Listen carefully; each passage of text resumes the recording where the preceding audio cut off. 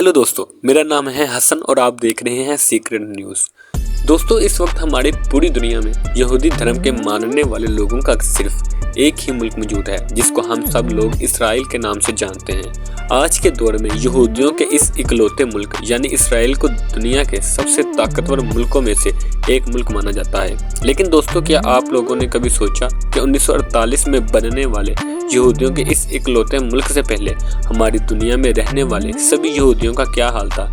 आखिर 1948 से पहले ये सारे यहूदी कहाँ रहा करते थे और जहाँ भी रहा करते थे वहाँ किस हाल में रहा करते थे?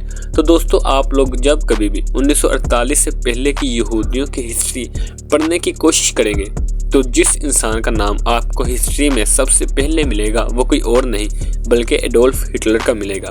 वही एडोल्फ हिटलर जिसने ना सिर्फ जर्मनी पर हुक्मरानी की बल्कि साथ ही साथ दूसरे वर्ल्ड वार की वजह भी बना। दोस्तों, हिटलर वही इंसान था जिसने आज से लगभग 70-80 साल पहले 60 लाख से भी ज्यादा यहूदियों को कत्ल किया, बल्कि साथ ही वो हमेशा के लिए इस पूरी दुनिया को यहूदियों से पाक कर देना चाहता था।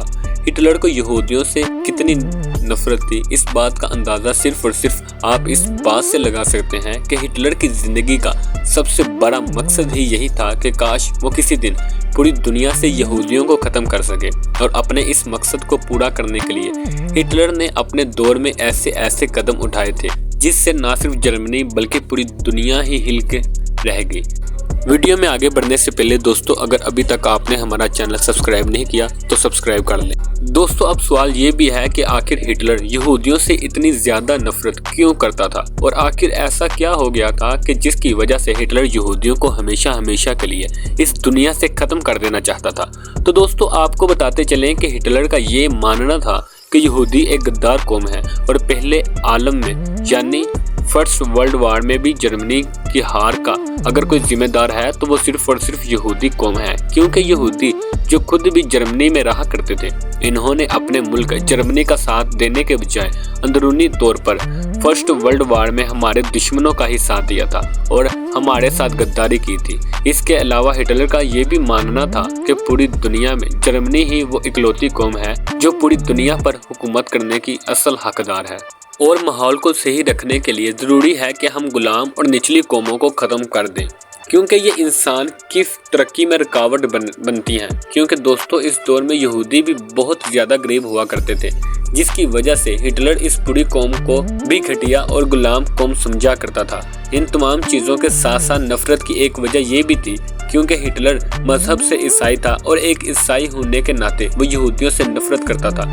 क्योंकि दोस्तों, आप लोगों को बताते चलें कि ईसाई मजहब में एक लंबे वक्त तक ये बात भी मशहूर रही थी कि हजरत ईसा अलैहिस्सलाम यानी जिनको ईसाइयों के मुताबिक सूली पर चढ़ा दिया गया था, तो उनको सूली पर चढ़ाए जाने के पीछे भी यहूदी उलमाओं का ही हाथ था। यानी यहूदी मजहब ग्रोह ने हजरत ईसा अलैहिस्सलाम को फांसी पर चढ़ाया था। यही वजह है कि आज के दौर में भले यहूदी और ईसाई धर्म के लोगों के बीच सब कुछ नॉर्मल हो चुका है, लेकिन किसी दौर में ये दोनों आपस में सबसे बड़े दुश्मन हुआ करते थे। और इन तमाम बातों की वजह से हिटलर यहूदियों से हद से ज्यादा नफरत किया करता था। और इसी नफरत की वजह ये थी कि जैसे ही हिटलर ने जर्मनी की हुकूमत को संभाला था तो फौरन जर्मनी में रहने वाले यहूदियों पर तरह की पाबंदियां लगाना शुरू कर दी, जिन पाबंदियों से परेशान होकर हजारों यहूदियों ने जर्मनी को छोड़कर भागना शुरू कर दिया था। सबसे पहले हिटलर ने जर्मनी में एक ऐसा कानून बनाया था कि जिसकी वजह से अब जर्मनी में रहने वाले सारे यहूदियों के लिए जरूरी था कि वो अपने नाम के आगे एक ऐसा वर्ड लगाएं, जिसकी वजह ये थी कि नाम से ही इस बात की पहचान हो सके कि ये इंसान यहूदी है। जहां एक तरफ यहूदी मर्दों को अपने नाम के आगे इसराइल लगाना जरूरी था, तो वहीं दूसरी तरफ यहूदी औरतों को अपने नाम के आगे सारा लगाना जरूरी था।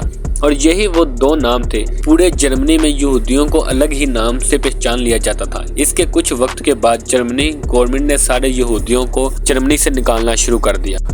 अगर आप और डिटेल जानना चाहते हैं तो कमेंट में ज़रूर बताइएगा। और अगर आपने अभी तक हमारा चैनल सब्सक्राइब नहीं किया तो इस चैनल को सब्सक्राइब कर लें। और अगर वीडियो अच्छी लगी हो तो वीडियो को लाइक कर लें। खुदा हाफिज़।